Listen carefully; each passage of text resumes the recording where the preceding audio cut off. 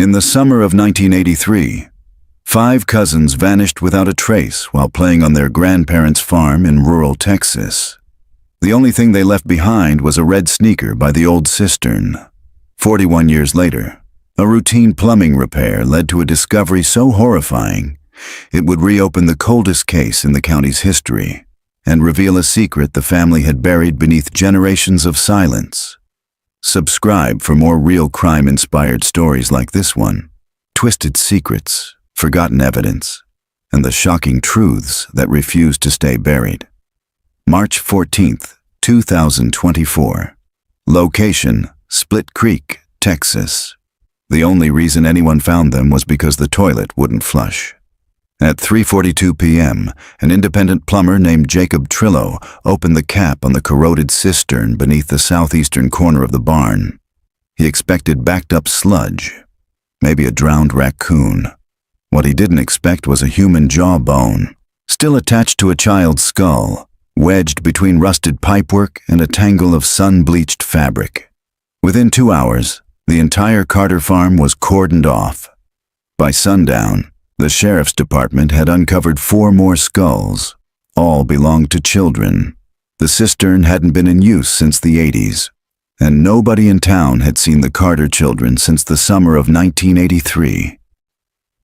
July 16th, 1983. Location: Split Creek, Texas. The sun had barely crested over the mesquite trees when the 5 Carter cousins scattered across the back pasture like wild birds. They'd been up since dawn, barefoot, sticky with sweat, shrieking laughter that rolled over the dry grass. Their grandmother, Bertie Carter, called after them from the porch, waving a wooden spoon still slick with bacon grease. "Stay where I can see you, and keep away from the well." But they didn't listen. Not really. Not when the summer sky was cloudless and wide, and the pasture behind the barn promised adventure. It was the kind of Saturday that split July in 2. By sunset, every one of them was gone. The 5 Carter children were all under 12. Casey, 11, was the oldest, a wiry, freckled ringleader with scraped knees and a mouth full of jokes. His sister Annie was 9, quieter, always trailing a step behind, eyes trained on the dirt for shiny rocks or caterpillars. Benji, their 8-year-old cousin from Odessa, was all elbows and energy, the kind of boy who built slingshots out of tree bark and rubber bands. Darla, 7, had just learned to braid her own hair and had done so that morning in lopsided ropes. And Caleb, the youngest at 5, still spoke with a lisp and carried a blue stuffed dog named Rupert everywhere he went. They were last seen around 9:30 a.m.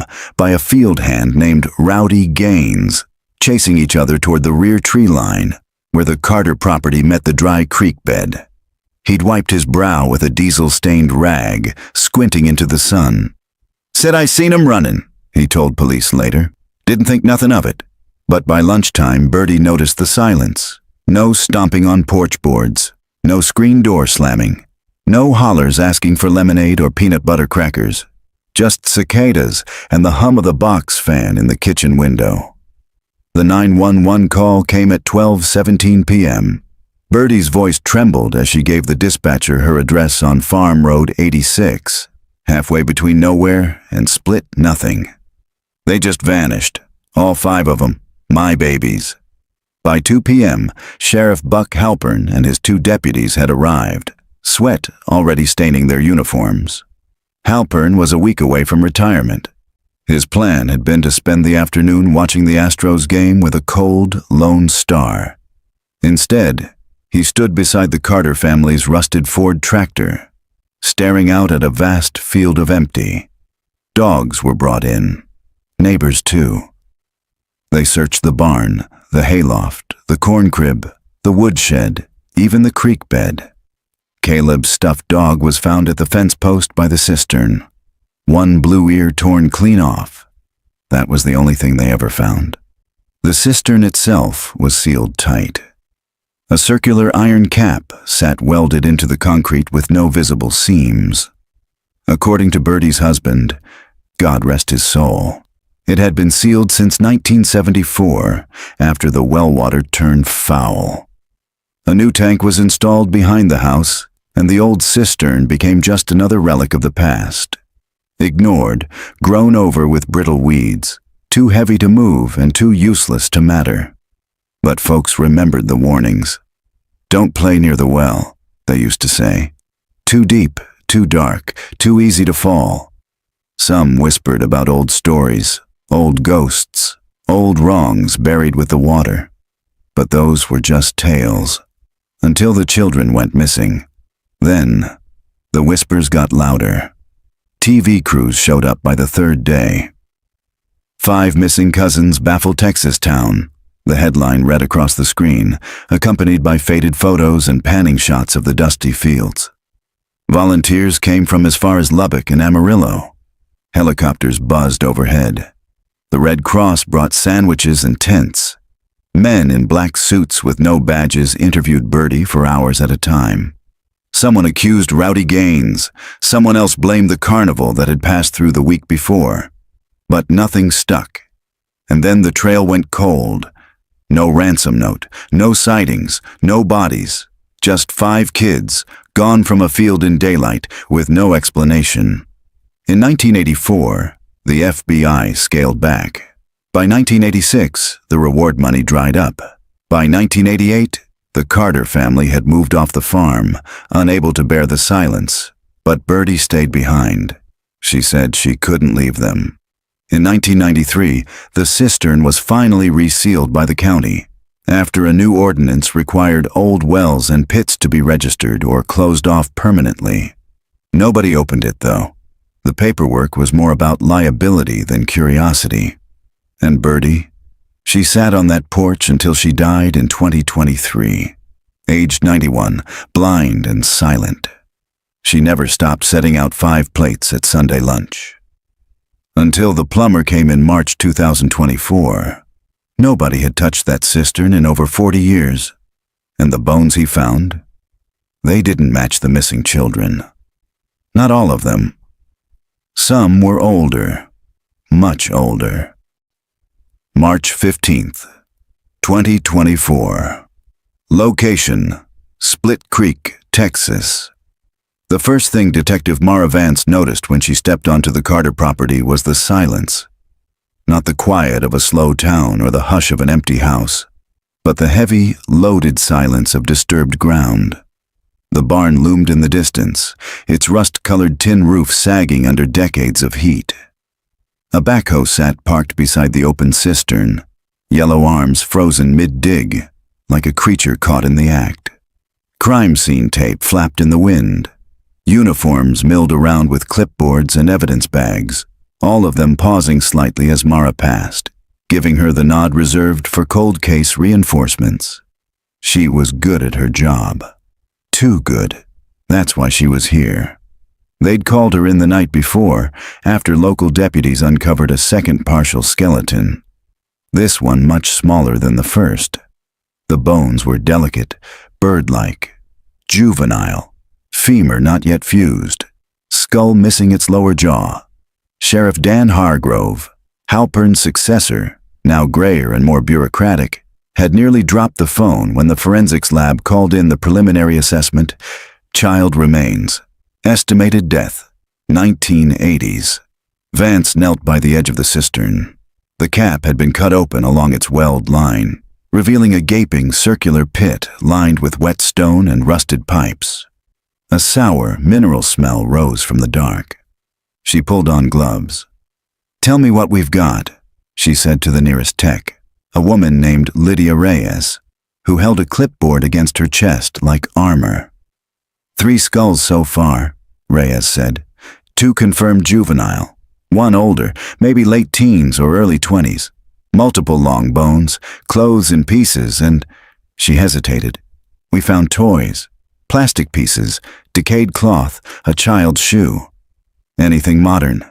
Reyes shook her head. "Everything looks old. Vintage. The materials predate 1990. One of the dolls is stamped 1981. Vance straightened, heart tightening. DNA testing will take time, Reyes added. But the sizes line up. 5 missing cousins, Vance said, from this exact property, in daylight. Inside the barn, a makeshift command post had been set up. A table held a weathered manila folder labeled Carter Case 1983. Closed. Vance flipped it open. The original statements had been typewritten. Sheriff Halpern's notes in blue ink bled through the years. Bertie Carter reports 5 children last seen heading east through the pasture toward Old Fence Line.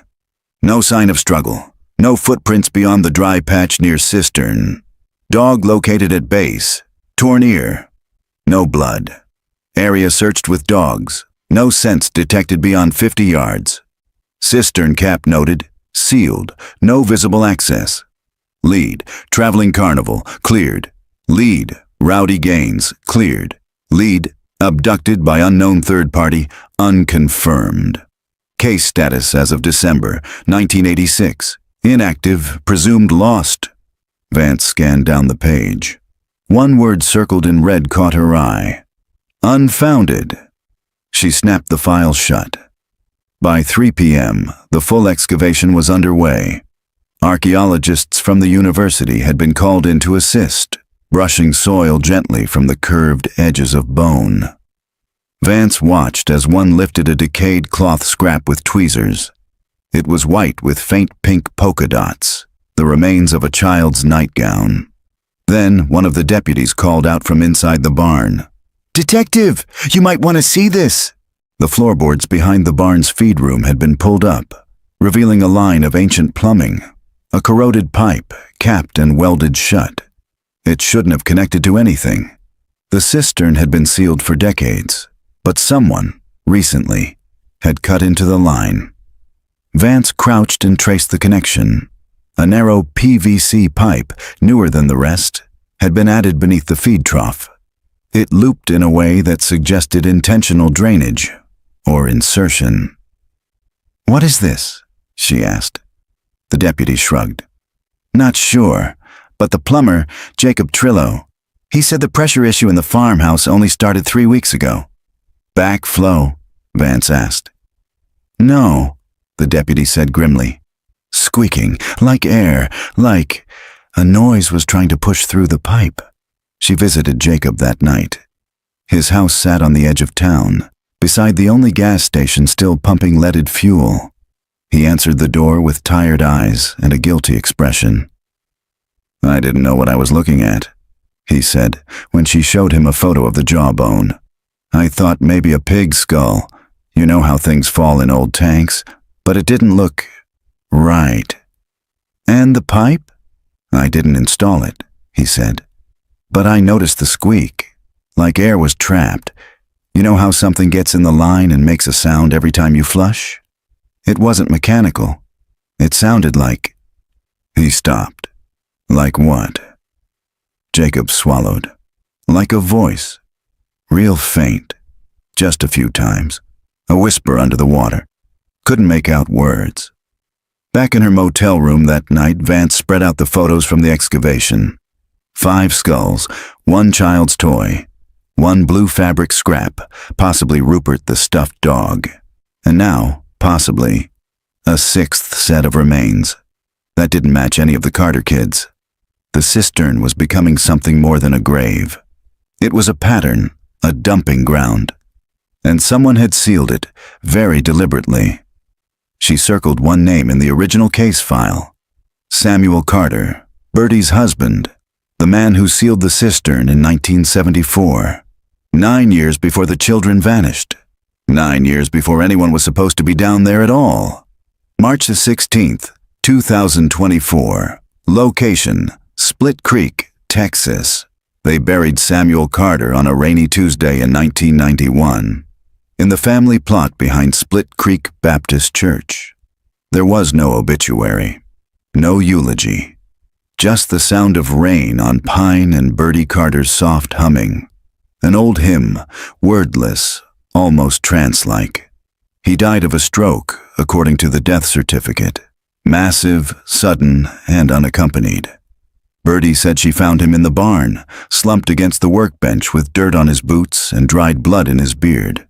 But something about his timeline never made sense. Detective Mara Vance sat in the dimly lit back room of the Split Creek Public Records Office. The stale scent of mildew and old carbon paper thick in the air. On the table before her, boxes labeled Carter's S 1970s permits, well registrations, and one tagged Complaints, Rural Properties. She sifted through yellowed files, ignoring the creak of the oscillating fan overhead, until she found it. Permit number 88734, Water Containment, Sealing Date, July 10th, 1974. Applicant Samuel Carter, address 415 County Road 11. Notes, request to seal inactive cistern. Water deemed non-potable due to bacterial bloom and animal contamination. Sealed with reinforced steel plate. Inspection waived per county code due to rural exemption.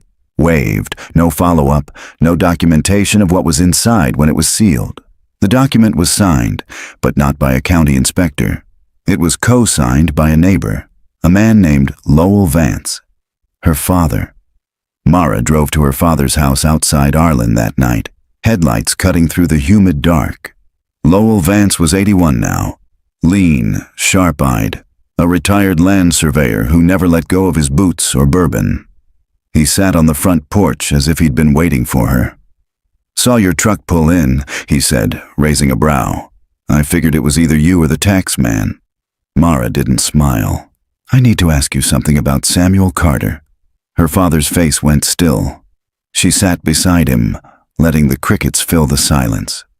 "You signed off on a permit," she said. 1974, cistern sealing." Lowell rubbed his weathered jaw. "I remember. You weren't a licensed inspector." "I wasn't, but out here back then, paperwork didn't matter much. Sam wanted it sealed, said the water turned bad. He had it covered in thick steel, poured concrete all around." "Did you ever see what was inside before it was sealed?" Lowell took a long breath. "Number." "He wouldn't let me look." "But you helped him anyway." Lowell turned to face her. "He paid me $50 and 2 bottles of Glenlivet. Back then that was worth something." Mara stared at him. "He was nervous," Lowell continued. "Not scared, just jumpy. Wouldn't let his kids go near the barn. I figured it was animal remains. Maybe a calf fell in, or something worse. But I didn't ask." "And you never thought about it again," she said. "Not until those kids disappeared," he said quietly. "And by then, Sam was already different, distant." Back at the station, Vance pulled the Carter family tree from the cold case archives. Samuel and Bertie had 2 sons, Thomas and Will. Both had left Split Creek by the late 80s. One moved to Colorado, the other to Mobile, Alabama. Neither had returned after the children vanished. Neither had spoken to the media. Neither attended Samuel's funeral. And both had children among the 5 who disappeared. The only one who stayed was Bertie. Mara underlined the sons' names. She needed to find them, because whoever had been near that cistern in 1974, they knew what was inside, and it hadn't been just bad water. Later that afternoon, the university team excavated the lowest layer of the cistern pit. The tech called Vance over with urgency in his voice. "Detective, you'll want to see this." She peered over the edge. Beneath the settled earth, hidden between 2 slabs of sunken concrete, was a metal container, badly corroded but intact. It was a toolbox, the kind with a sliding lid and a handle worn smooth by work-gloved hands. Vance dropped to her knees as they carefully opened it. Inside, a bundle wrapped in oiled canvas, sealed with brittle tape. The team unfolded it slowly, layer by layer, revealing contents that made Vance's chest tighten. A rusted pocket knife with initials SC carved into the hilt. A water-warped Polaroid photo.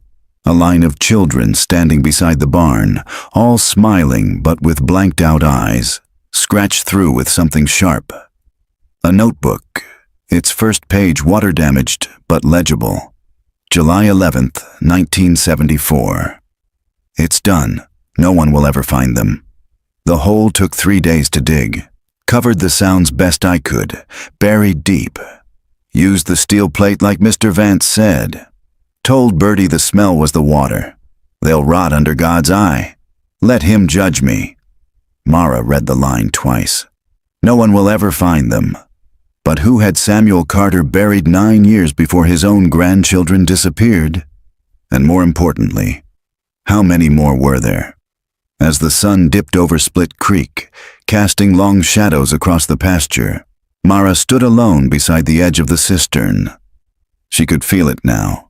This wasn't just a burial site. It was a ritual space, a pattern. The Carter children weren't the first, and maybe they weren't even the last. March 17th, 2024. Location, Split Creek, Texas. By sunrise, the Carter property was under full lockdown.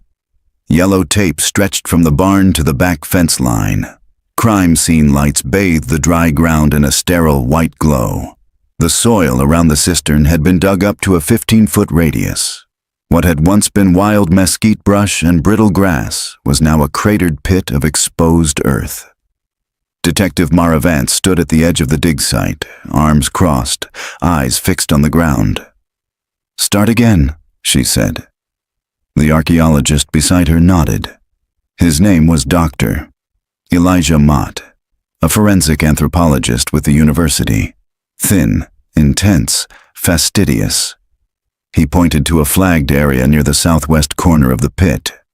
"This is where we found the most recent layer," he said. 2 child-sized femurs, consistent with the Carter children, but beneath that, at a deeper layer, we found something older. He knelt, brushing at the dirt with a soft brush. A faint outline began to emerge. A circle. No, a series of circles. Concentric. Etched or pressed into the soil by something rounded and heavy. A groove roughly 6 feet wide at its largest. "It's not natural," Dr. Mott said. "Too uniform. And look here."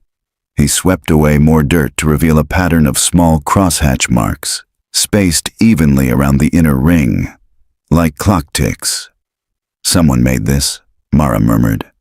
"We think it was a container, maybe a barrel, heavy enough to imprint the ground and left long enough to settle. Could have been used to store." He didn't finish the sentence.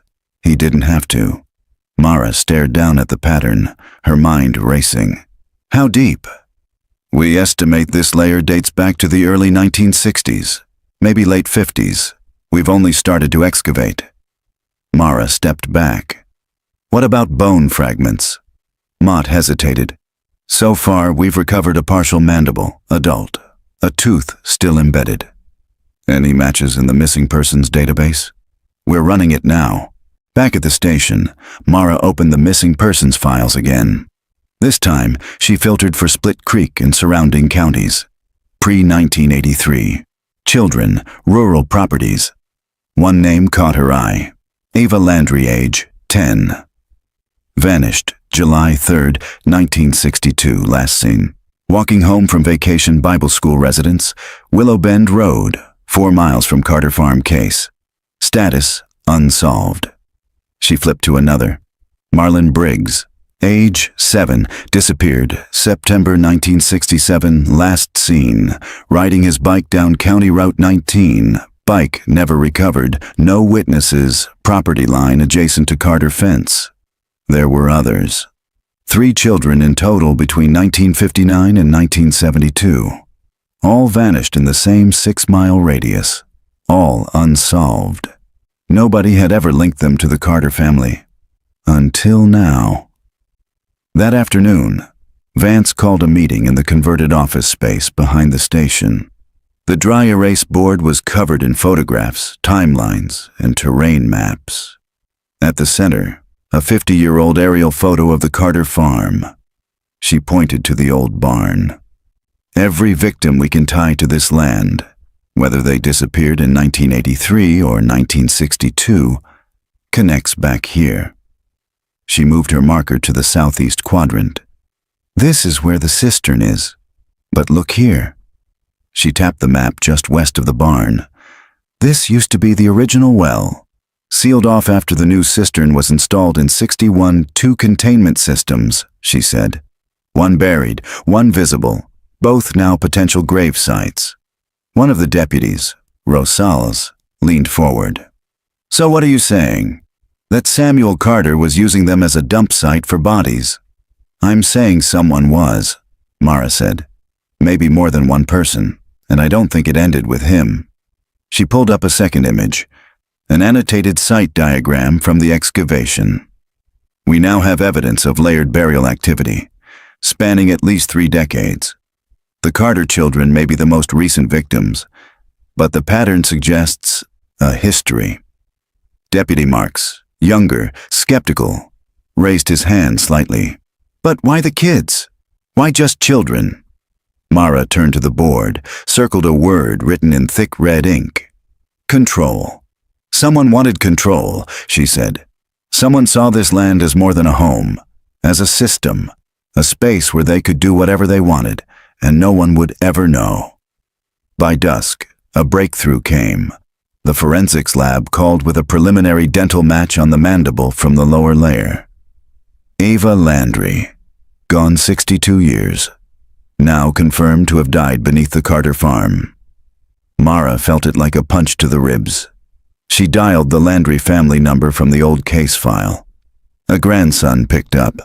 The mother had died 10 years ago, still believing Ava had run away, still setting a place for her at Christmas. When Mara hung up, her hands were trembling.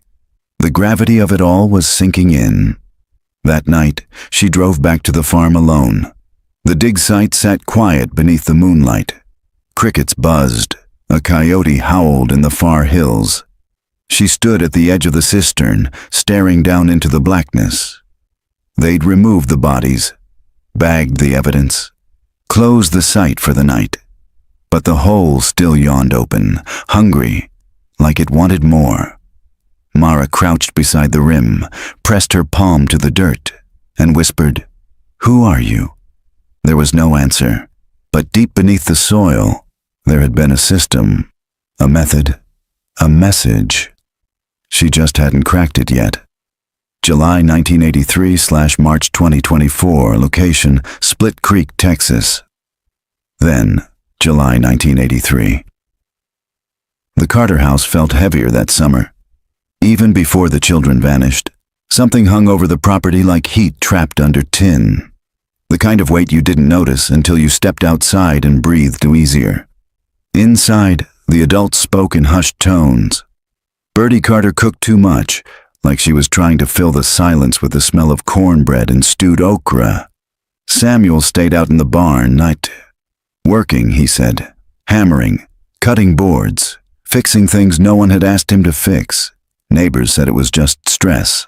The Carter's sons had both returned for the summer, each bringing their children while their wives were resting back home. Bertie never talked about it, but folks whispered. Something had happened in Mobile, something worse in Colorado. By July, all 5 Carter grandchildren were under one roof. Casey, Annie, Benji, Darla, and little Caleb. Ages 5 through 11. All blonde, all pale, all with that soft-spoken Carter drawl. They played in the fields behind the barn every day.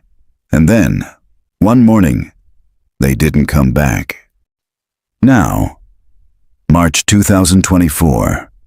Detective Mara Vance sat in a windowless room at the Split Creek Public Library, surrounded by boxes labeled Split Creek Ledger, 1975 to 1990. She wore gloves, sipped cold coffee, and read every line. Obituaries, police blotters, church announcements.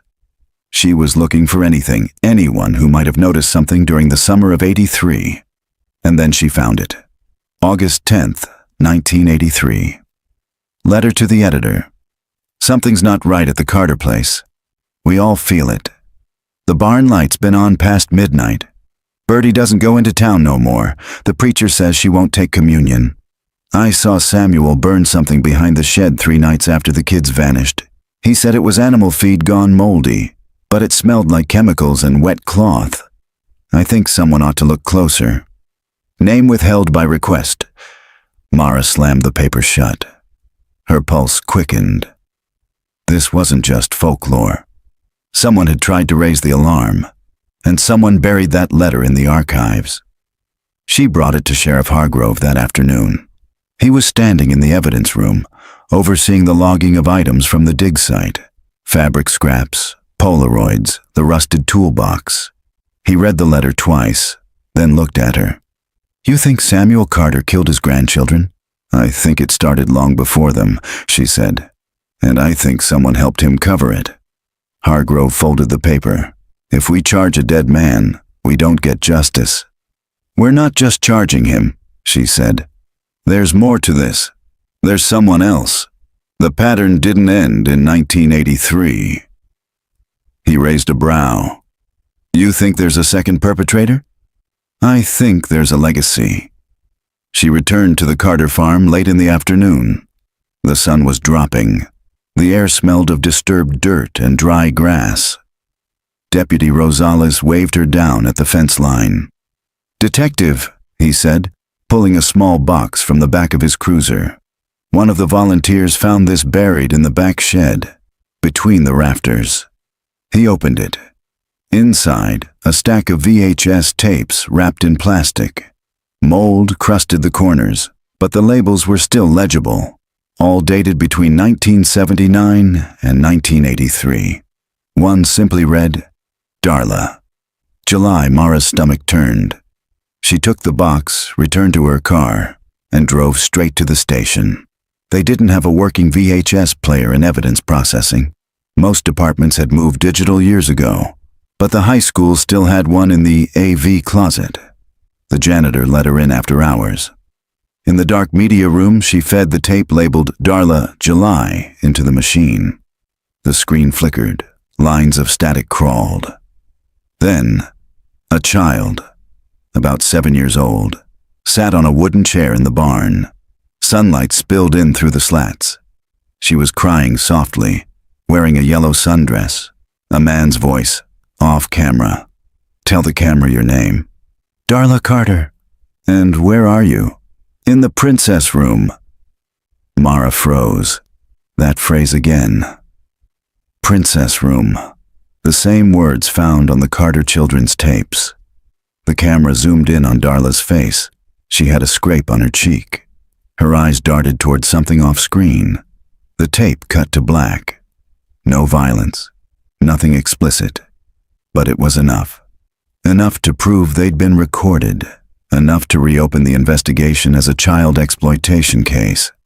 By the time she returned to the station, a federal agent was waiting. Special Agent Leah Dobbins. Tall, sharp. No nonsense. We're opening a task force, Dobbins said. You'll be looped in, but from here on out, this is multi-state. Why? Because these tapes, she said, gesturing to the evidence bags, match others found in Amarillo, Baton Rouge, Hendersonville, all marked with similar handwriting, same camera style, same labeling system. Mara swallowed. How many tapes? Dobbins didn't blink. We've identified at least 62, all from different children. But the Carter family? May have been the source, Dobbins said. But someone distributed them.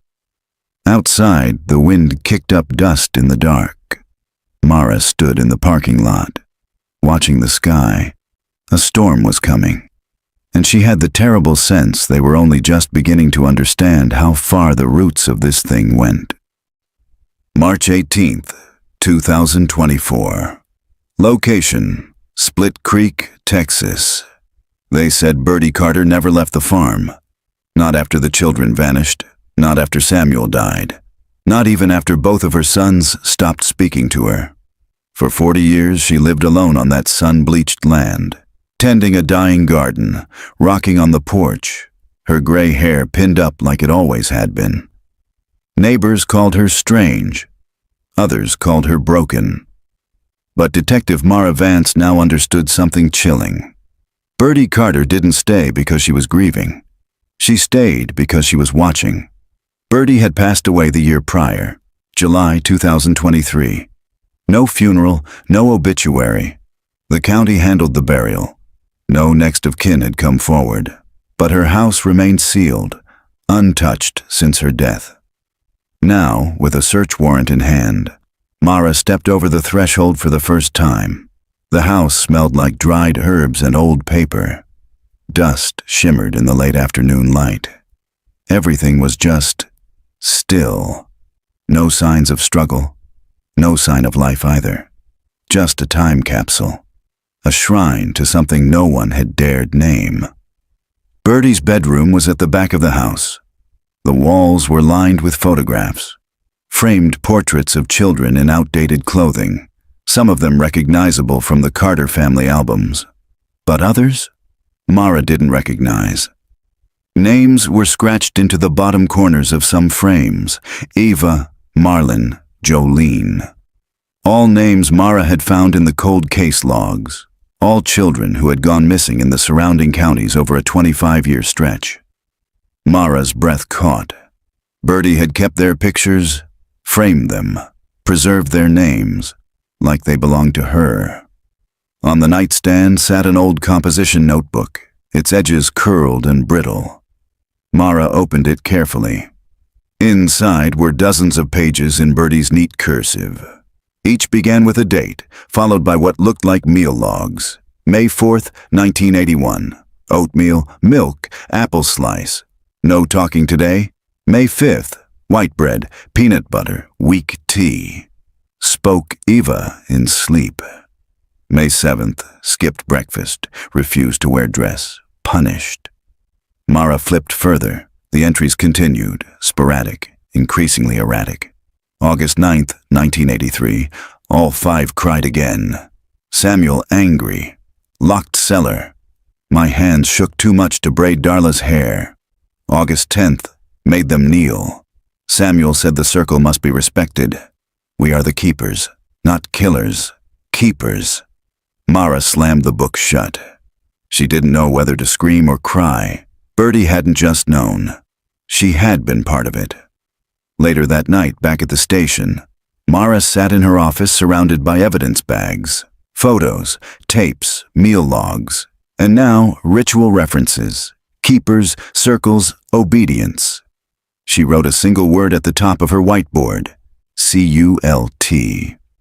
What had seemed like a twisted predator's graveyard was starting to look like something structured, organized, believed in. She remembered the phrase from Bertie's journal: "The circle must be respected." And something clicked.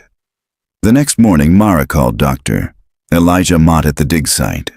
"You mentioned finding marks around the base of the pit," she said. "Etched patterns. Could you be more specific?" "We assumed it was containment," Mott replied. "But now, I'm not sure. One of the students thinks it's symbolic, maybe ritualistic. I can send photos." Within an hour, Mara was staring at a high-resolution image of the pit, etched into the soil around the base of the cistern.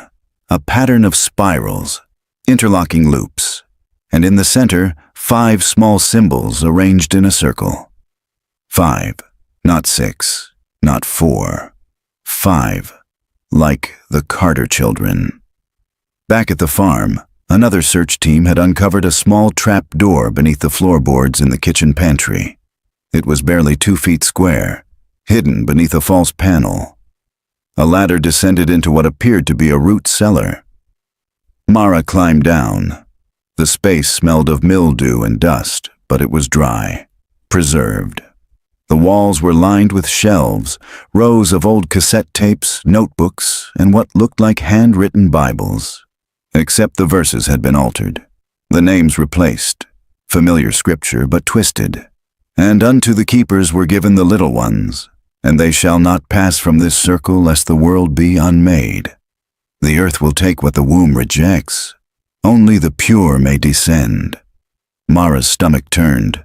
It wasn't just sickness. It was doctrine. Bertie and Samuel hadn't acted alone. They had faith in what they were doing. And there were names, other keepers, listed in the margins. One caught her eye. T. Carter, Mobile Branch. Samuel and Bertie's son. Thomas, father to two of the missing children. Still alive. Still out there. That night, Mara sat in the parking lot outside the sheriff's office, phone in her lap, fingers trembling. She had the number. Thomas Carter had never returned to Split Creek after the children disappeared. Never answered media. Never responded to law enforcement inquiries. But he was still listed at a current address in Alabama. She hit dial. It rang once. Twice. Then someone answered. A low male voice. Calm. Too calm. Hello. Mara steadied her breath.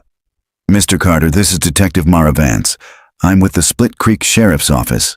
I need to ask you some questions about your family. A pause. I was wondering when you'd call, he said. Click. The line went dead. March 20th, 2024. Location: Mobile, Alabama. Thomas Carter lived in a pale green ranch house at the edge of Mobile, Alabama, tucked behind a faded Baptist chapel and a dry field of browning weeds. When Detective Mara Vance stepped out of the rental car, heat rose from the driveway in shimmering waves. The place looked ordinary, windows curtained, an American flag faded to pink flapping on the porch. But nothing about Thomas Carter was ordinary anymore. Not after what she'd found. Not after what he'd said on the phone. I was wondering when you'd call. She knocked twice. No answer. She knocked again, louder. The door creaked open an inch. Mr. Carter, she called out. This is Detective Vance. I'm with the Split Creek Sheriff's Office. We spoke briefly the other day. Silence. Then a voice, low and flat. You came all this way to dig up the dead? Mara pushed the door wider and stepped inside. The air was thick and still. The house smelled like mothballs and old paper. Every window was drawn shut. Religious tracts were stacked in piles along the walls. A photo of the Carter children, Casey, Annie, Benji, Darla, Caleb, sat on the mantel. The glass cracked but not replaced. Thomas Carter stood in the hallway, backlit by a bare bulb. His face had aged hard. Lines carved deep into his cheeks, hair thinned but combed with care. I don't have anything to say to you, he said. I think you do, Mara replied. You disappeared from Split Creek the day after your children went missing. You never returned, never helped with the search. You were named in your mother's journal as a keeper in the Mobile branch. You're going to talk to me, Mr. Carter, because I think you know exactly what happened to your children. He didn't move, didn't blink. Then finally, he said, Come downstairs. The basement stairs groaned under Mara's feet. At the bottom, the space opened into a cool, windowless room. Cinder block walls, a cement floor, a single wooden chair beneath a bulb that buzzed like a dying insect. But what chilled her wasn't the chair. It was the wall. A mural, hand-painted, stretching corner to corner. 5 childlike figures holding hands in a circle, beneath a sky of crude stars. In the center of the circle was a symbol Mara recognized instantly from the dig site. The spiral with 5 arms. The circle. The covenant, Thomas said, stepping beside her. You did this? My father taught it to me. Said the world was cracking, that only the covenant kept the darkness out. The children were the offering. Each circle had to be complete. 5 points. That's why he took them in 5s. Always 5. Mara turned to him. You're talking about ritual sacrifice. I'm talking about order. His eyes were wide now, hands trembling. When we stopped, when the last circle was broken, everything started to rot. The crops, the land, my brother died, my wife left. You think it's coincidence? Thomas, she said carefully, what happened to your children? He looked away. They weren't mine to keep. They belonged to the circle. Mara stepped closer. Did you take them? He didn't answer. She took out her phone and pressed play on a recording. Bertie's journal entry, August 10th. All 5 cried again. Samuel angry. Locked cellar. My hands shook too much to braid Darla's hair. Thomas's face twitched. I begged him not to do it that time, he whispered. Said the circle was full, that 5 wasn't necessary, again so soon. But he wouldn't listen. He said the spirits had spoken to him, that the land was hungry again. You let him take your children. His hands curled into fists. Mara took a slow breath. Thomas, she said, voice level. There are other tapes, other names, other children. Were you distributing them? No, he said instantly. Not me. I never filmed anything. That was... He stopped. That was who? Thomas licked his lips. There was another family. In Texas Hill Country. We called them the North Branch. They took over the recordings after '83. Said the Carter line was too exposed. Said Birdie had grown sloppy. We passed the circle to them. You passed it on. They promised they'd keep it pure. But they started selling the tapes, turning it into profit, desecration. That's when the sickness started. Mara stepped back, pulse pounding. How many branches are there? Thomas looked up at her, his voice low and hoarse. There were 12. Back at the mobile field office, Mara briefed the federal task force. Thomas Carter had been detained for obstruction and failure to report abuse. They didn't have enough to charge him with murder yet, but they had enough to start tracing the branches. The circle was no longer a local case. It was a network, a system, a multi-generational cult that operated in cells, tied together by ritual language, shared symbols, and the systematic disappearance of children across rural communities. The children in the cistern had only been one circle. There were others. Later that evening, alone in her hotel room, Mara pulled up the Polaroid she'd taken from Birdie's bedroom wall. 5 children. Not the Carter kids. Different faces. Different time. But the eyes had been scratched out in the exact same way. She flipped the photo over. A name, handwritten in faded ink. Circle 3, Savannah. And a date. April 17th, 1975. Tomorrow, she'd request the missing persons records from Georgia. Tonight, she stared at the photo until sleep finally came. But even in sleep, she dreamed of the spiral, the circle of 5, the hole in the earth that never stopped taking. March 22nd, 2024. Location, Pine Bend, Georgia. The pine forest behind Hillstone Baptist Church had always been thick with stories. The kids from Pine Bend said the woods were haunted, by Civil War deserters, by witches, by something that whispered in the dark. But none of them ever mentioned what Detective Mara Vance now knew had been buried there. She stood at the tree line, cold wind pushing against her coat, staring at the coordinates tied to the back of that 1975 Polaroid. 5 children. Eyes scratched out. A symbol in the dirt behind them that matched the one found at the Carter farm. This wasn't just a coincidence. This was Circle 3. And according to Thomas Carter, there had been 12. The field agent assigned to Georgia, Special Agent Nash, was already waiting with a forensic team and a cadaver dog. The church's pastor had given them access to the property without protest. He claimed the back acreage had been unused for decades. Mara stepped carefully over brambles, following Nash into the clearing beyond the old footpath. That's where she saw it. A depression in the earth, subtle but deliberate. A flattened circle of dead pine needles surrounded by 5 weathered stones, each roughly the size of a cinder block. Someone had arranged them long ago. They'd sunk halfway into the mossy soil. The stones marked the points of the pentagonal pattern. Another circle, another offering site. Ground soft here, the lead forensic tech said. Could be voids underneath. The dog barked, once sharply, then began pawing at the base of the center stone. Mara turned away. She already knew what they'd find. 4 hours later, they'd unearthed 4 sets of juvenile remains. The 5th grave was empty, or never filled. Maybe they didn't complete the circle, Nash said. Or maybe one of them escaped. Mara didn't respond. Instead, she looked at the pine trees surrounding them, at the way they leaned inward, as if reaching toward the center. The entire forest felt slanted, like it knew what had happened here, like it remembered.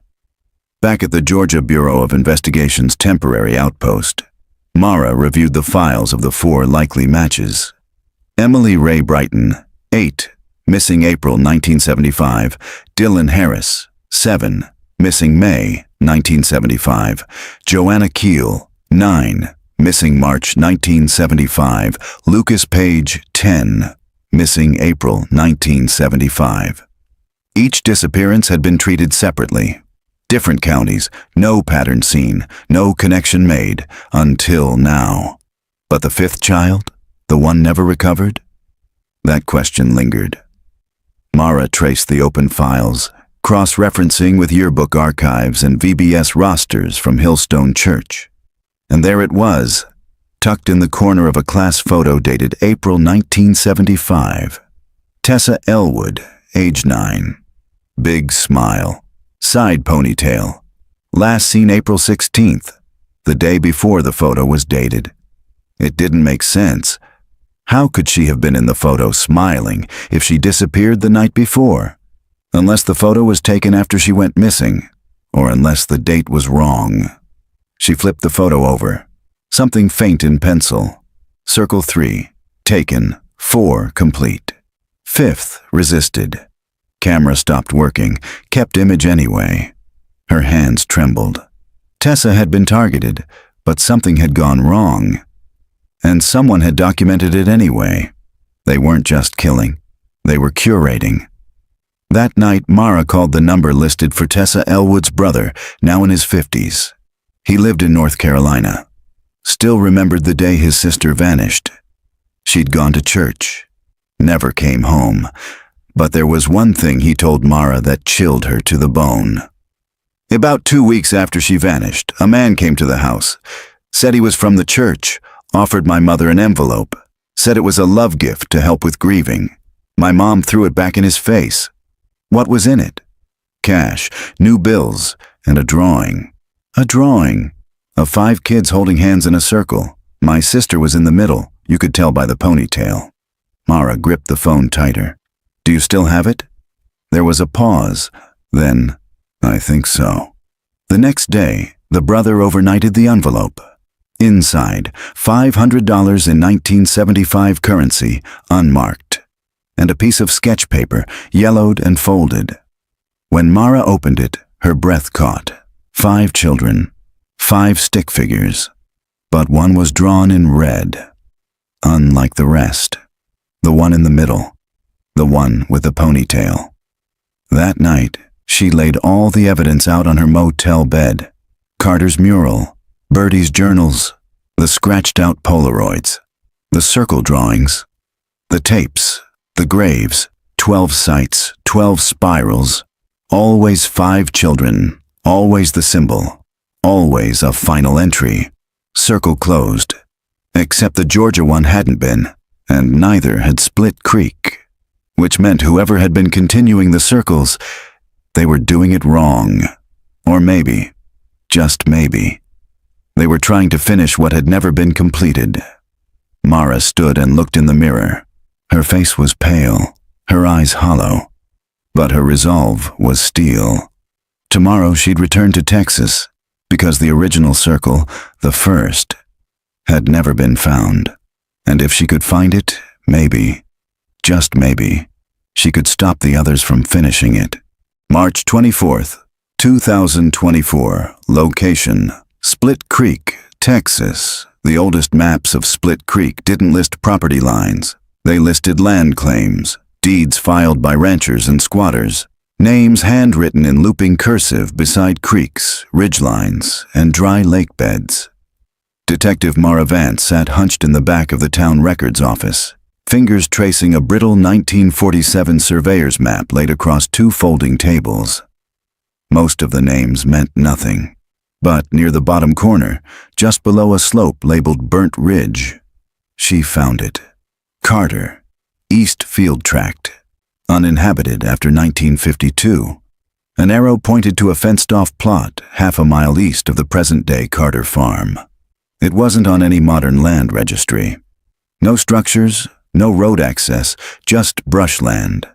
And the date beside the notation, Circle 1, initiated. The handwriting matched the margin notes from Bertie's journal. That afternoon, Mara and 2 deputies pushed their way through waist-high switchgrass under a baking Texas sun. GPS coordinates took them to a patch of broken earth and dead yucca, a place no one had touched in decades. Deputy Rosales bent down first. "Something here," he said. "Concrete, not a slab, like a cap." They cleared away the dirt with gloved hands and shovels. There it was. A flat, round lid, cast iron, rusted, bolted into a cracked ring of poured concrete. Faint lines had been scratched across the surface, concentric spirals, and in the center, 5 X-shaped runes. "Seal it up and bury it," Mara whispered, reading the faintest line of etched words. "Only the first shall remain closed until the final is complete." She stepped back. They had found Circle 1. The forensic team arrived within the hour. Cutting into the cap took most of the day. Mara stood by as the final bolt snapped with a shriek of metal. The lid groaned. The smell hit them like a wall. Old earth. Rot. Time. Inside the chamber was a stone-lined pit, circular and deep. But unlike the cistern, this one had been deliberately arranged. 5 child-sized indentations, like nests carved in clay. Each cradled skeletal remains. But what horrified them wasn't the bones. It was the objects placed in each child's arms. A doll made of bundled twine, a polished animal skull, a hand-drawn map, a white feather tied with red thread, a small iron key. "What the hell is this?" Rosales whispered. "Ritual objects," Mara said. "Tokens, offerings." And at the base of the pit, between the bones, they found a wooden plaque, sealed in wax, still legible. "Circle 1 complete, 1952.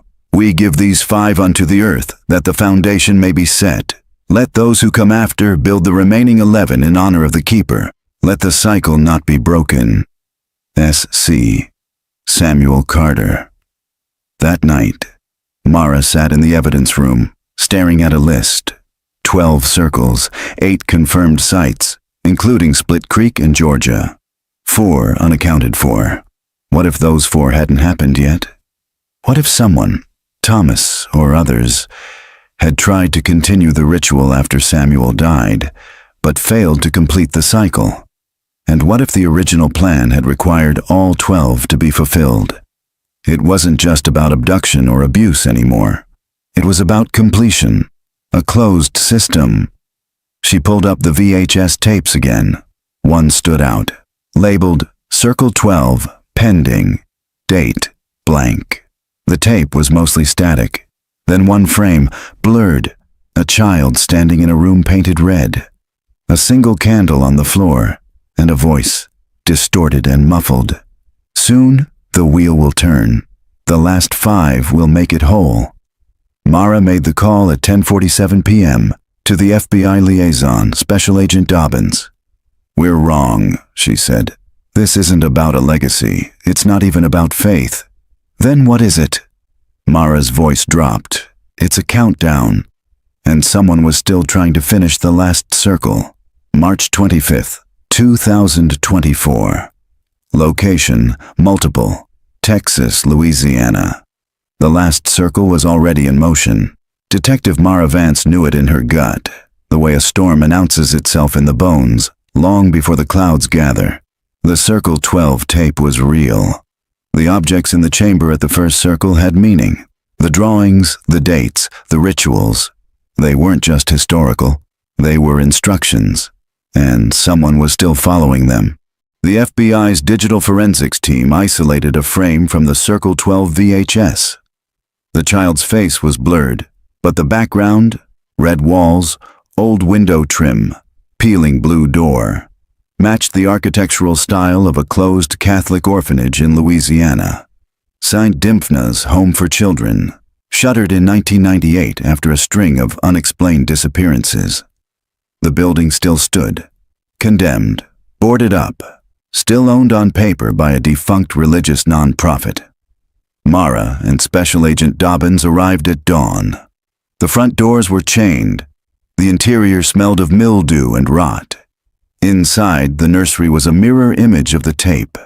Red walls, a melted candle on the floor, and symbols, freshly drawn, scratched into the floorboards with chalk and something darker. Blood. They found the first child upstairs in what had once been the chapel. Alive, drugged, wrapped in a sheet. A boy, maybe 10 years old, malnourished and shaking. He spoke little, but he whispered one phrase again and again.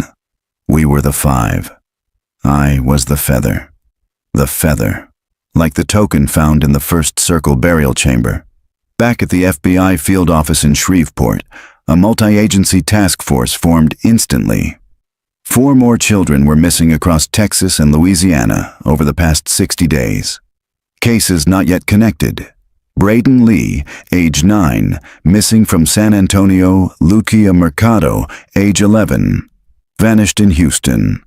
Thomas T.J. Blackwood, age 7, disappeared from a church parking lot in Nacogdoches. Adelina Bright, age 10, last seen leaving a foster home in Lafayette.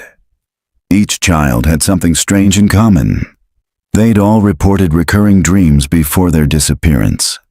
Nightmares described to therapists or foster parents involving circles, dark rooms, or a man with no face but a voice that prayed. Somehow, the perpetrator had influenced them in advance.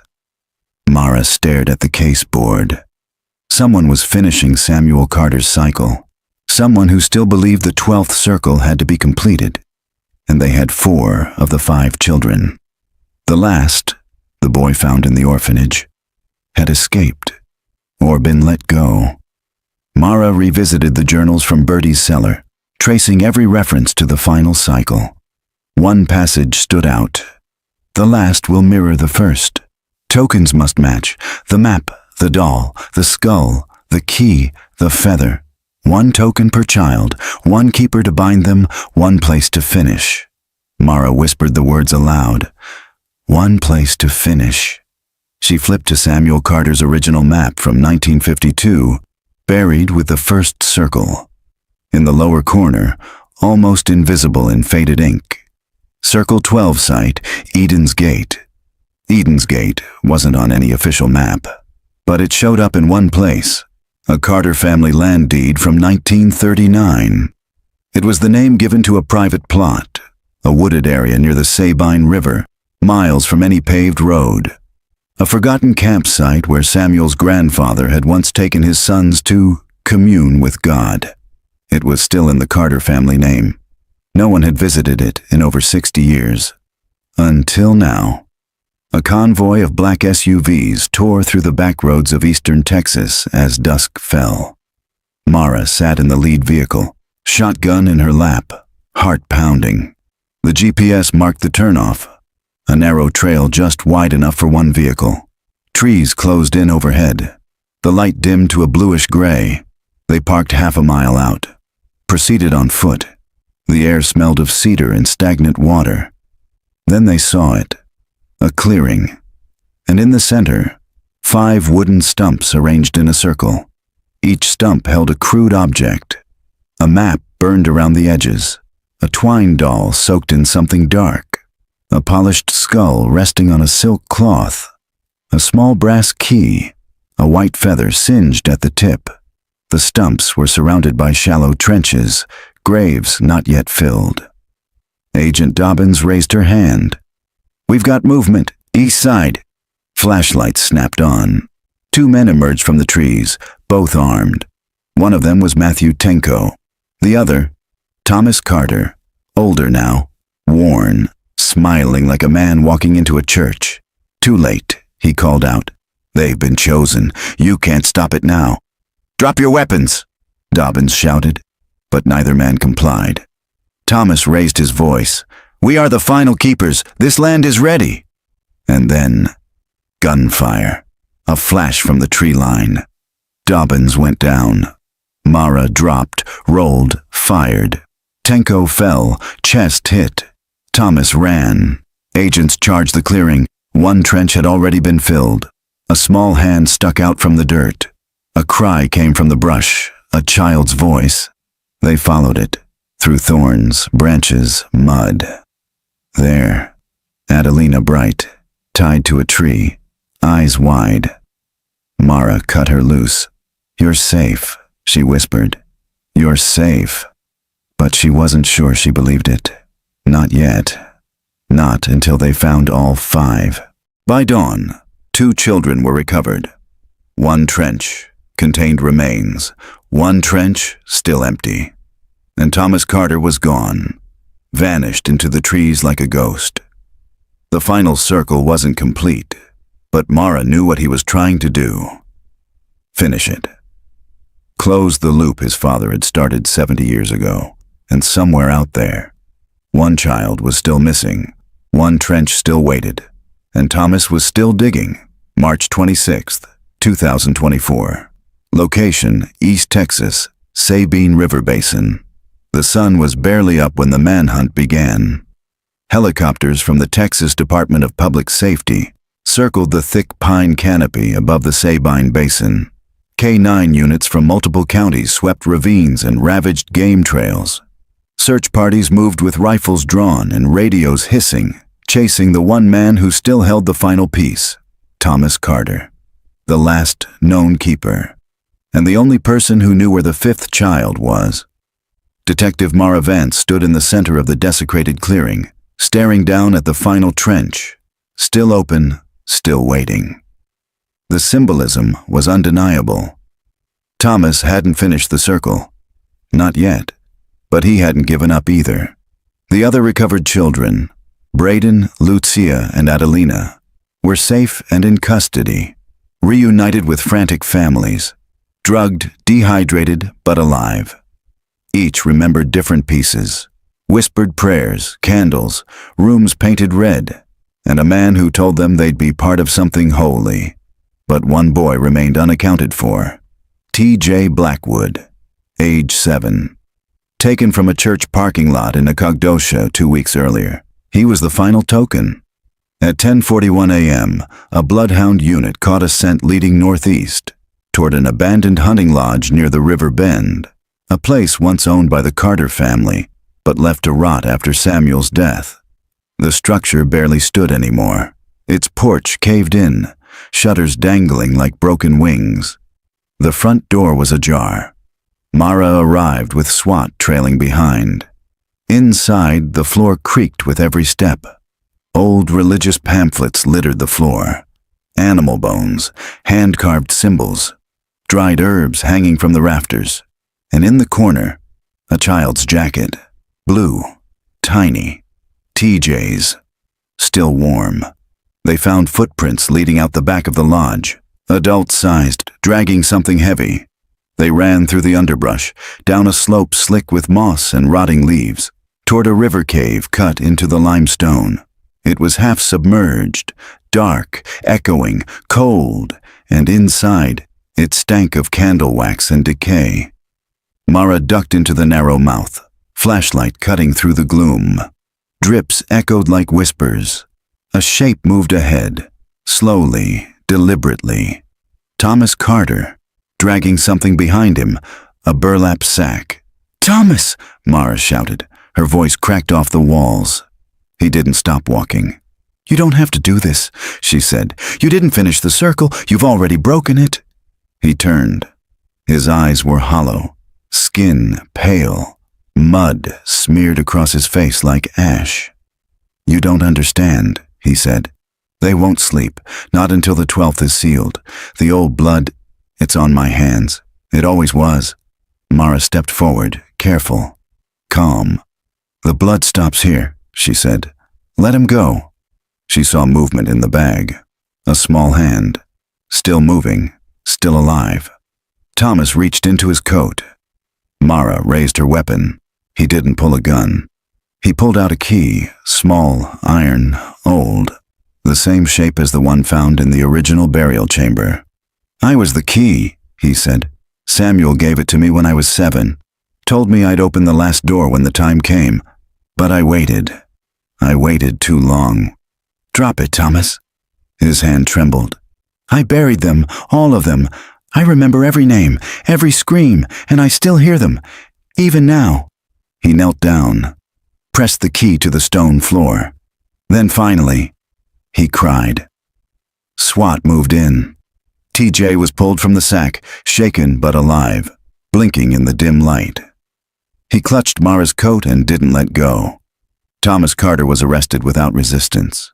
For the first time in 41 years, every known child connected to Circle 12 had been found, and every trench stood empty. That night, as Mara stood outside the hospital where TJ was being treated, she stared up at the stars. 12 circles, hundreds of names, dozens of victims who would never come home. But the chain had broken, not by fire or force, but by survival, by one child escaping, and by the last keeper deciding not to finish what his father began. By dawn, 2 children were recovered. One trench contained remains, one trench still empty. And Thomas Carter was gone, vanished into the trees like a ghost. The final circle wasn't complete, but Mara knew what he was trying to do. Finish it. Close the loop his father had started 70 years ago, and somewhere out there, one child was still missing, one trench still waited, and Thomas was still digging. March 26, 2024. Location, East Texas, Sabine River Basin. The sun was barely up when the manhunt began. Helicopters from the Texas Department of Public Safety circled the thick pine canopy above the Sabine Basin. K-9 units from multiple counties swept ravines and ravaged game trails. Search parties moved with rifles drawn and radios hissing, chasing the one man who still held the final piece, Thomas Carter, the last known keeper, and the only person who knew where the 5th child was. Detective Mara Vance stood in the center of the desecrated clearing, staring down at the final trench, still open, still waiting. The symbolism was undeniable. Thomas hadn't finished the circle. Not yet. But he hadn't given up either. The other recovered children, Braden, Lucia, and Adelina, were safe and in custody, reunited with frantic families, drugged, dehydrated, but alive. Each remembered different pieces, whispered prayers, candles, rooms painted red, and a man who told them they'd be part of something holy. But one boy remained unaccounted for. TJ Blackwood, age 7. Taken from a church parking lot in Nacogdoches 2 weeks earlier. He was the final token. At 10:41 a.m., a bloodhound unit caught a scent leading northeast, toward an abandoned hunting lodge near the River Bend, a place once owned by the Carter family, but left to rot after Samuel's death. The structure barely stood anymore. Its porch caved in, shutters dangling like broken wings. The front door was ajar. Mara arrived with SWAT trailing behind. Inside, the floor creaked with every step. Old religious pamphlets littered the floor. Animal bones, hand-carved symbols, dried herbs hanging from the rafters. And in the corner, a child's jacket. Blue, tiny, TJ's, still warm. They found footprints leading out the back of the lodge, adult-sized, dragging something heavy. They ran through the underbrush, down a slope slick with moss and rotting leaves, toward a river cave cut into the limestone. It was half submerged, dark, echoing, cold, and inside, it stank of candle wax and decay. Mara ducked into the narrow mouth, flashlight cutting through the gloom. Drips echoed like whispers. A shape moved ahead, slowly, deliberately. Thomas Carter, dragging something behind him, a burlap sack. "Thomas!" Mara shouted. Her voice cracked off the walls. He didn't stop walking. "You don't have to do this," she said. "You didn't finish the circle. You've already broken it." He turned. His eyes were hollow, skin pale, mud smeared across his face like ash. "You don't understand," he said. "They won't sleep, not until the 12th is sealed. The old blood..." It's on my hands. It always was. Mara stepped forward, careful, calm. The blood stops here, she said. Let him go. She saw movement in the bag. A small hand. Still moving, still alive. Thomas reached into his coat. Mara raised her weapon. He didn't pull a gun. He pulled out a key, small, iron, old, the same shape as the one found in the original burial chamber. I was the key, he said. Samuel gave it to me when I was 7. Told me I'd open the last door when the time came. But I waited. I waited too long. Drop it, Thomas. His hand trembled. I buried them, all of them. I remember every name, every scream, and I still hear them, even now. He knelt down, pressed the key to the stone floor. Then finally, he cried. SWAT moved in. TJ was pulled from the sack, shaken but alive, blinking in the dim light. He clutched Mara's coat and didn't let go. Thomas Carter was arrested without resistance. For the first time in 41 years, every known child connected to Circle 12 had been found, and every trench stood empty.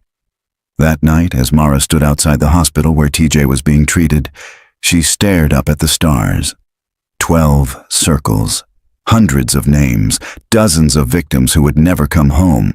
But the chain had broken, not by fire or force, but by survival, by one child escaping, and by the last keeper deciding not to finish what his father began.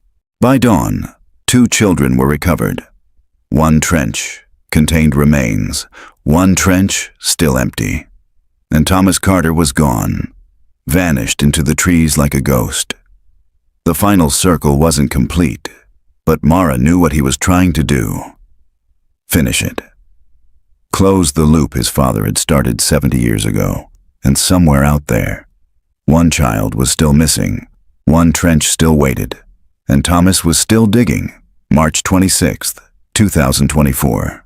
Location, East Texas, Sabine River Basin. The sun was barely up when the manhunt began.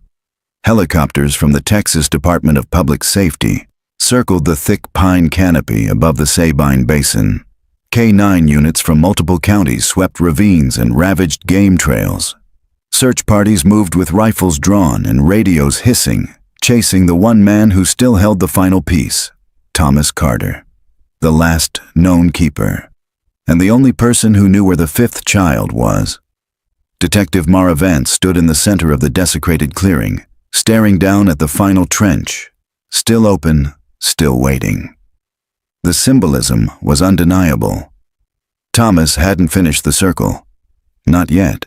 But he hadn't given up either. The other recovered children, Braden, Lucia, and Adelina, were safe and in custody, reunited with frantic families, drugged, dehydrated, but alive. Each remembered different pieces, whispered prayers, candles, rooms painted red, and a man who told them they'd be part of something holy. But one boy remained unaccounted for. T.J. Blackwood, age 7. Taken from a church parking lot in Nacogdoches 2 weeks earlier. He was the final token. At 10:41 a.m., a bloodhound unit caught a scent leading northeast, toward an abandoned hunting lodge near the River Bend, a place once owned by the Carter family, but left to rot after Samuel's death. The structure barely stood anymore. Its porch caved in, shutters dangling like broken wings. The front door was ajar. Mara arrived with SWAT trailing behind. Inside, the floor creaked with every step. Old religious pamphlets littered the floor. Animal bones, hand-carved symbols, dried herbs hanging from the rafters. And in the corner, a child's jacket. Blue, tiny, TJ's, still warm. They found footprints leading out the back of the lodge, adult-sized, dragging something heavy. They ran through the underbrush, down a slope slick with moss and rotting leaves, toward a river cave cut into the limestone. It was half submerged, dark, echoing, cold, and inside, it stank of candle wax and decay. Mara ducked into the narrow mouth, flashlight cutting through the gloom. Drips echoed like whispers. A shape moved ahead, slowly, deliberately. Thomas Carter, dragging something behind him, a burlap sack. "Thomas!" Mara shouted. Her voice cracked off the walls. He didn't stop walking. "You don't have to do this," she said. "You didn't finish the circle. You've already broken it." He turned. His eyes were hollow, skin pale, mud smeared across his face like ash. "You don't understand," he said. "They won't sleep, not until the 12th is sealed. The old blood, it's on my hands. It always was." Mara stepped forward, careful, calm. "The blood stops here," she said. "Let him go." She saw movement in the bag. A small hand. Still moving, still alive. Thomas reached into his coat. Mara raised her weapon. He didn't pull a gun. He pulled out a key, small, iron, old, the same shape as the one found in the original burial chamber. "I was the key," he said. "Samuel gave it to me when I was 7. Told me I'd open the last door when the time came. But I waited. I waited too long." "Drop it, Thomas." His hand trembled. "I buried them, all of them. I remember every name, every scream, and I still hear them, even now." He knelt down, pressed the key to the stone floor. Then finally, he cried. SWAT moved in. TJ was pulled from the sack, shaken but alive, blinking in the dim light. He clutched Mara's coat and didn't let go. Thomas Carter was arrested without resistance. For the first time in 41 years, every known child connected to Circle 12 had been found, and every trench stood empty. That night, as Mara stood outside the hospital where TJ was being treated, she stared up at the stars. 12 circles, hundreds of names, dozens of victims who would never come home. But the chain had broken, not by fire or force, but by survival, by one child escaping, and by the last keeper deciding not to finish what his father began. At dawn, Thomas Carter gave his full confession.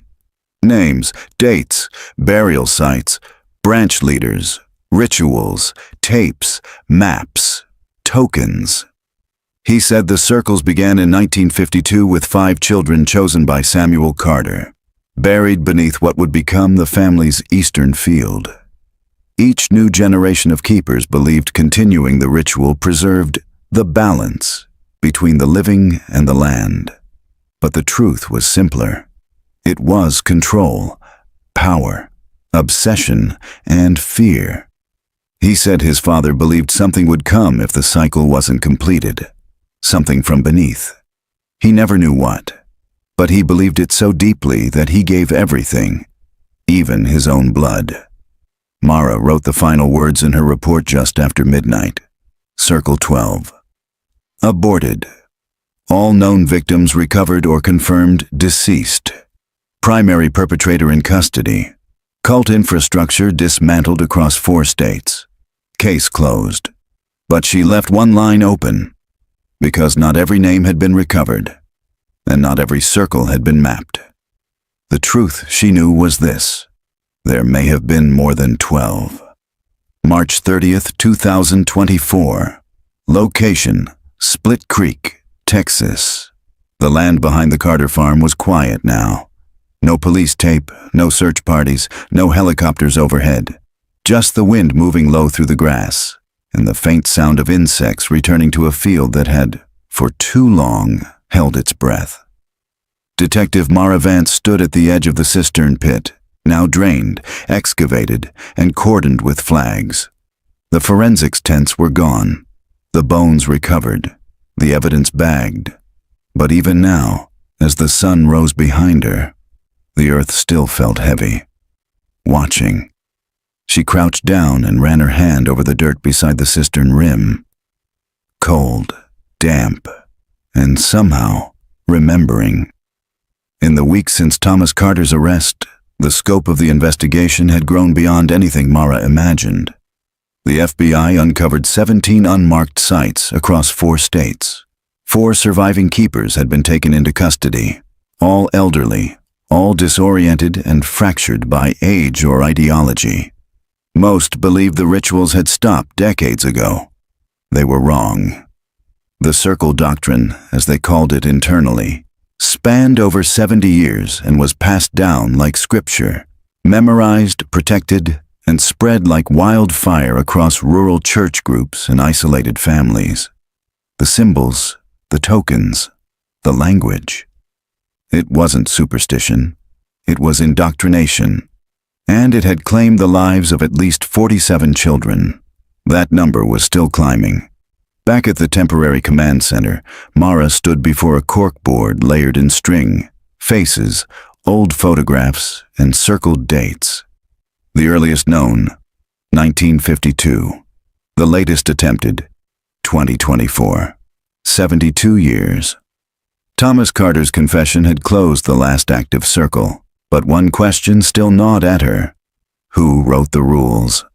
Because Samuel Carter might have begun the rituals in East Texas, but several of the oldest entries in Birdie's journal referenced a book, a handwritten manual passed down through the family. And that book was missing. On her final day in Split Creek, Mara visited the Split Creek Public Library, more out of instinct than reason. An elderly volunteer, Ms. Givens, helped her comb through the microfiche of old newspaper articles from the 1950s and 60s. That's when she found it. A 1961 article titled, "Local Pastor Warns of Demonic Doctrine in Carter Hollow," by Ellis T. Vernon, senior correspondent in the piece. Pastor James Harlan of New Hope Chapel claimed a dark theology had taken root in nearby homesteads, described as a false covenant practiced in secret, involving children, fire circles, and an old book with a broken spine. No follow-up was ever published. 2 years later, Harlan was found drowned in the Split Creek Reservoir. His death was ruled accidental. Mara drove to the chapel's remains that evening. Just a stone foundation now. No roof, no altar. Ivy growing where pews once stood. She wandered the ruins, unsure what she was looking for, until she saw it. A trapdoor, rusted shut, buried beneath dead leaves. With effort, she pried it open. The cellar beneath was dry, dusty, undisturbed, and there, wrapped in oilcloth on a shelf, was a black book with a cracked leather spine. She opened it. No title. Inside, the same spiral symbols. The 5-pointed diagrams. Hand-drawn illustrations of children holding tokens. Instructions. Circle 1, Circle 2, through 12. And then, Circle 13, unwritten. The page was blank. She took the book and returned to the Carter farm at dawn. She burned it, alone. Watched the pages curl in the flames. Watched the ink melt and the pages darken. And when it was ash, she scattered it into the cistern. The fire took nothing back. But the dirt, at last, felt still. 2 weeks later, Mara returned home. The case had gone national. Documentaries, podcasts, true crime specials. They called it the Circle Cult. She didn't watch any of them. She just kept a photograph above her desk, faded and cracked. The one taken from Birdie Carter's wall. 5 children holding hands in a field. Each now identified, each now buried with a name. Some stories don't end. They just sink deeper, waiting to be dug up again. But this one she buried. Deep, because the dirt doesn't forget. But sometimes, if you're lucky, it forgives. April 20th, 2024. Location, Split Creek, Texas. The Carter property was sold to the county 2 weeks after the final body was recovered. The farmhouse was bulldozed. The barn too. The land was cleared, fenced, and marked with a wooden sign hand-carved by a local carpenter. Memorial Field, in memory of the lost, dedicated to the children who never came home. No names were listed, just a spiral of 5 smooth stones embedded in the soil, simple, clean, silent. In a corner of the field, wildflowers had begun to bloom again. Bluebonnets, Indian paintbrush. Sunflowers that hadn't grown here in years. Locals said the soil was bad, but something had changed. Some said it was the new drainage. Others said it was the light. but most just said nothing at all. Detective Mara Vance visited the field one final time before transferring to another case. She stood at the edge of the old cistern site, hands in her coat pockets, watching the last orange light of day dip below the trees. A little boy stood near the stones, maybe 6 or 7, alone, barefoot, quiet. He turned to look at her, smiled, then faded into the dusk like he'd never been there. Mara didn't call out. She just whispered, "You're free now," and let the dark take the field.